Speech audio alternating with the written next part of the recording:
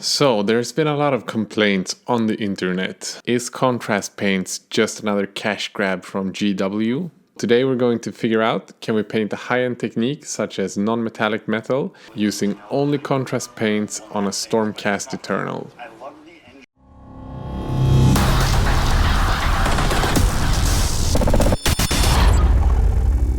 This summer is just jam-packed with cool releases from Games Workshop, especially with the Age of Sigmar releases if you ask me. Sure, we have the new Armageddon stuff coming, but for Age of Sigmar we have a completely new game called Warcry coming out, and I'm super pumped about that. Hopefully I can bring in some miniatures, painting them here on the channel, maybe unboxing. I'm not sure yet what I'll get, but something with Warcry, that's for sure. I'm also a Sylvaneth player, so when this is released it's just 3 more days until we get the new Sylvaneth book and the new Endless Spells, so hopefully I'll have time to paint those as well. I can make no promises, but my goal is to have at least 1 or 2 of those painting videos before the summer is over. But the focus of today's video, as I've already mentioned, is the Stormcast Eternals, non-metallic metal and contrast paints.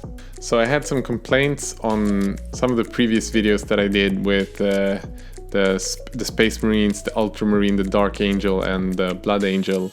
When I painted them with contrast paints, some people complained about me using regular Citadel paints to highlight, but today we're stress testing it like 100% by only using contrast paints. The only normal paint we're having is a white and a black, and I guess you will see in the video how I use the white and the black. And a huge thanks to everyone who used my Amazon affiliate links that I put in the description of this video. As I mentioned before, if you ever buy something on Amazon, you can follow the links that I put in my video descriptions. This time I will post a link to the brush I use in the video, but anything you shop within 30 minutes from clicking that link, I will be getting a kickback from Amazon from your purchase. So without costing you anything, Amazon will be kicking back some money to me, so huge big thanks to everyone who did that the previous week. With that out of the way, let's start painting. So here's the Stormcast that I was talking about, and this is kind of the end product that I want to copy and get as close to as possible, but using only contrast paints. So let's start by replicating the blue. We're doing a wet blend where the highest point of the shoulder pads will be Talazar blue, and then the bottom parts of it, where the shadows would be, is Achillean green. And be careful with the application here, because you don't want the blue to spill over to the gold parts, then you're gonna have a green color. I wanted the shield to be a bit brighter, so I added about 30% Athermic blue to the Talazar blue, and then added Achillean green as the shadow color, adding this to the edges of the shield and then mixing it together with the other paint in the center, while the colors are still wet. It's really difficult to get a large flat surface such as the shield really well done with the contrast paints. I ended up getting some pooling, so I had to go back and remove it using a slightly moist brush only with water in it.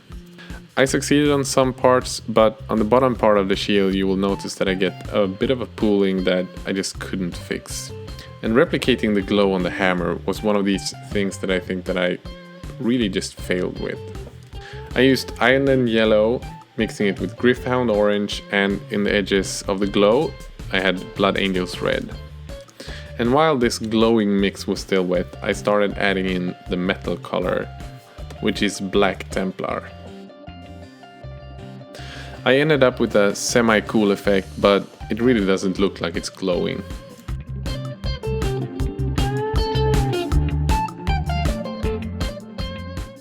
All the blues are done. Now I just need to clean up some of the parts where I had overspill and then jump onto the yellow, which is going to be the base for the gold parts. And because of the nature of the contrast paints, I can't do what I normally do when I paint non-metallic metal, or NMM as they call it. Usually I start with a good mid-tone and then I work my way up in the highlights, and in the shades I just add more punch or shadows. But with contrast I have to start with the brightest color, because I can't highlight something that's dark with contrast. So all the parts that are gonna be gold is based with Iyanden yellow.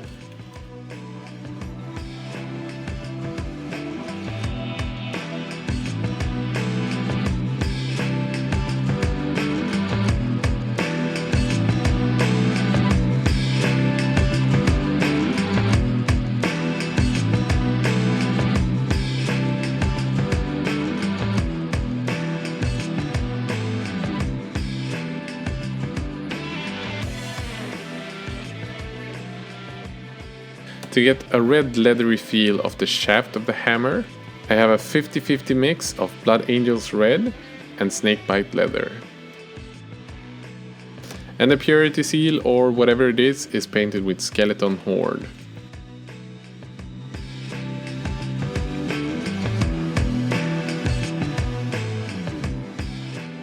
The belt and all other dark leathery parts is painted with Cygor Brown. And this is how it looks when everything on the miniature has been base painted with one layer.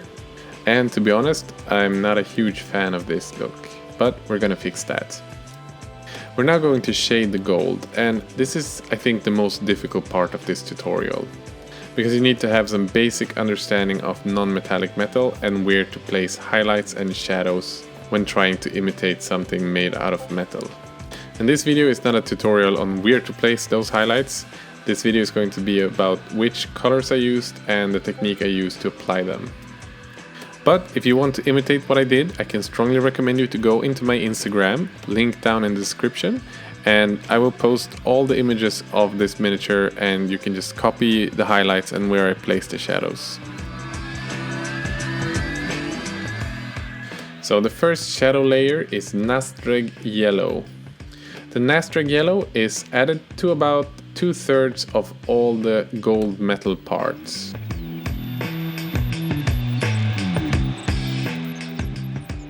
I then keep shading with Nastreg Yellow when the first layer has dried. This time I added to about 50% of the gold armor, adding a bit more depth to the shades.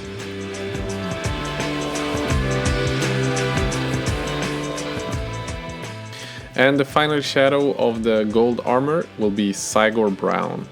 The Cygor Brown is added to about 1/3 or less of the gold armor.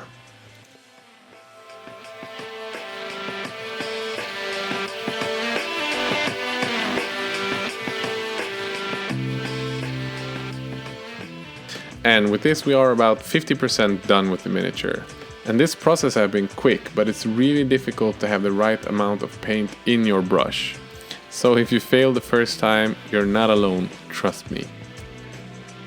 Guys, so I'm 1 hour in now, and this process is kind of frustrating.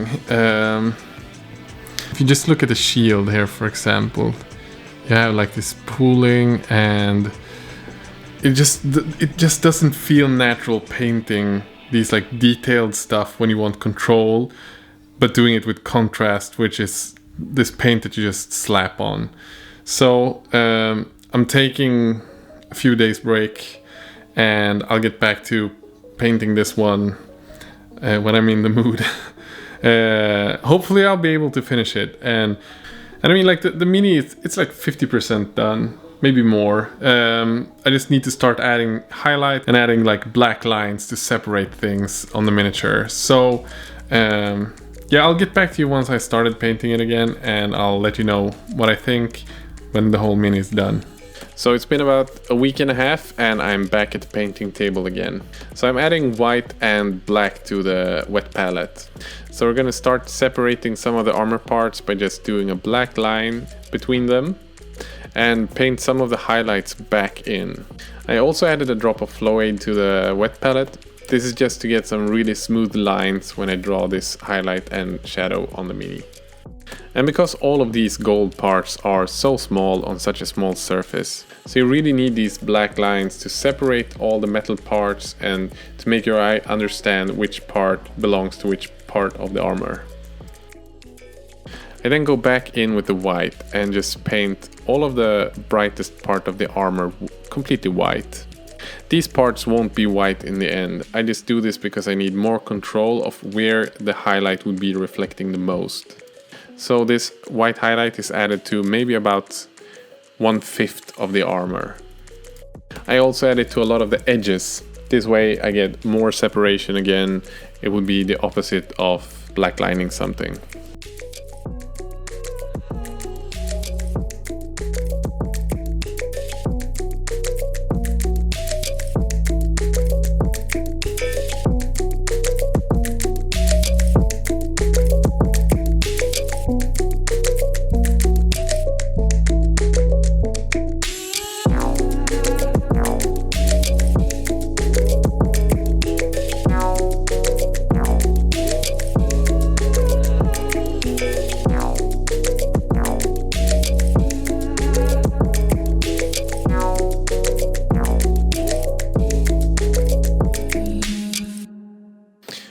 now just have 2 steps left to do with this painting.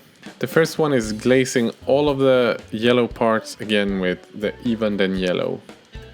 This makes the old yellow parts that were Iyanden yellow a bit more orange in tone, which also makes it more naturally look like gold. It also adds this final highlight and make it look like the highlight of real gold. And the second and the last part is once again to go back in with some white. This time we're not shaping the highlights or doing anything like that, we're just adding a small highlighted dot. You don't want to go overboard with this, less is more when you add this final highlight. Just small tiny dots of this white highlight will make your miniatures get some real contrast and really pop on the table. So the total time I spent on painting this miniature is actually just below 1 hour and 40 minutes.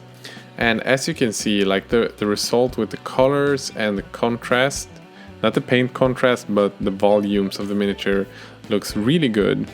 As long as you don't get up close, because the contrast paints is kind of like watercolors, so when you start adding layer upon layer, you will see the other layers shine through. So if you have poolings from one color, you will also have that shine through in the next one. But when looking at it from like 3 feet away, I honestly think it looks almost as good as my previous Stormcast, the ones I used for reference. So stick around for a few more seconds and I'll give you my final thoughts on what I think about painting non-metallic metal, this high-end technique with these paints. So the miniature is done, but what did I think about painting a high-end technique with the contrast paints? Well, it's not really that simple because I kind of enjoyed it and I also kind of didn't. So what is your opinion on painting non-metallic metal with contrast paints? Let me know what you think in the comment section down below. The most difficult thing for me is that you have to load the brush with a lot of paint, which means you lose a lot of control of your brush. And that's kind of a negative when it comes to painting non-metallic metal, because you want to have full control of where you place the highlights and how the metallics are reflecting the light. Another one of these things that kind of makes it difficult is you have to start with the highlight and then shade downwards. And if you shade in the wrong part, you can't add midtones back and you can't add highlights back easily. It's just the nature of the contrast paints. So to do this, you kind of have to have an understanding of how light works. I'm really no master in this compared to Sergio Calvo or Kirill Kanaev, but I found it to be kind of difficult not having the control of if I paint something wrong, I can't redo it. It has to be right from the start. But in the end, I also think that for painting 1 hour and 40 minutes on this miniature, I think I got a quite good result. I mean, I like the tones of the colors. I like how it blends sometimes. When I nail the highlight and the shades, I get a really nice blend. But every time I don't, it ends up looking a bit weird. So can I recommend you to paint non-metallic metal on your Stormcast army using only contrast paints? Maybe some of it. I will definitely keep using contrast paints for smaller parts where I want it to be like a quick effect, or I feel like I have control over one surface, but a whole miniature like this, it was kind of frustrating. In the end, I think I will probably be painting with normal paints when I do bigger projects like this, and keep the contrast paints for smaller things like leather bags, belts, and the shaft of the hammer as an example. That one looks really good just using one layer of contrast paints. So if you like this video and you like hobby videos in general, I release videos at least once a week, and hit the subscribe button on the left or the right side, I'm not sure. And with that said, have a great day. Bye.